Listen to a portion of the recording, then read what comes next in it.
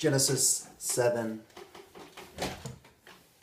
Then the Lord said to Noah, "Enter the ark, you and all your household, for you alone I have seen to be righteous before me in this time. You shall take with you of every clean animal by sevens, a male and his female, and of the animals that are not clean too, a male and his female. Also of the birds of the sky by sevens, male and female, to keep offspring alive on the face of all the earth. For after 7 more days I will send rain on the earth 40 days and 40 nights, and I will blot out from the face of the land every living thing that I have made." Noah did according to all that the Lord had commanded him. Now Noah was 600 years old when the flood of water came upon the earth. Then Noah and his sons and his wife and his sons' wives with him entered the ark because of the water of the flood.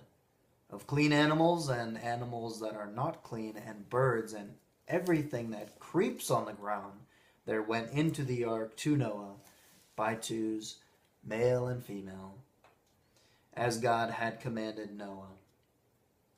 It came about after 7 days that the water of the flood came upon the earth, in the 600th year of Noah's life, in the 2nd month, on the 17th day of the month.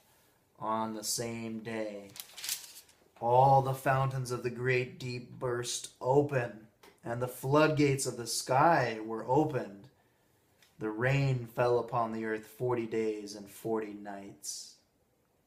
If you had tectonic plates and volcanic activity, the ash goes up, triggering that canopy of the water that's described over the earth. On the very same day, Noah and Shem and Ham and Japheth, the sons of Noah, and Noah's wife and the 3 wives of his sons with them, entered the ark. They and every beast after its kind, and all the cattle after their kind, and every creeping thing that creeps on the earth after its kind, and every bird after its kind, all sorts of birds. So they went into the ark to Noah, by twos of all flesh, in which was the breath of life.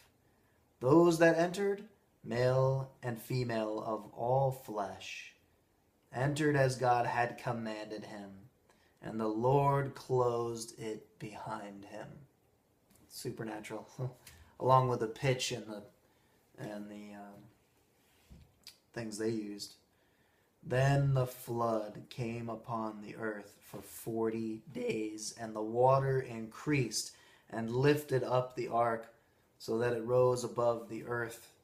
The water prevailed and increased greatly upon the earth, and the ark floated on the surface of the water.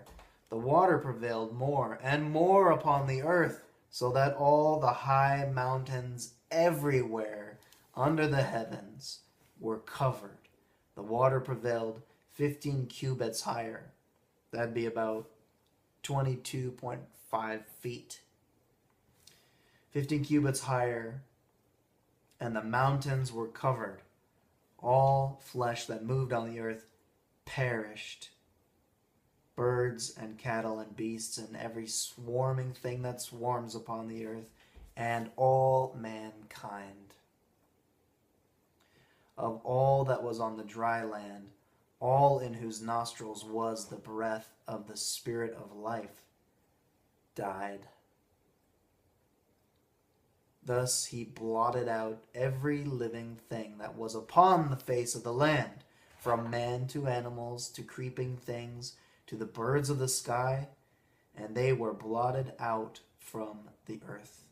And only Noah was left, together with those that were with him in the ark.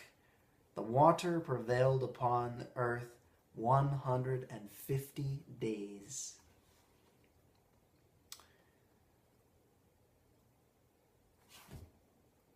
Chapter 8 is next.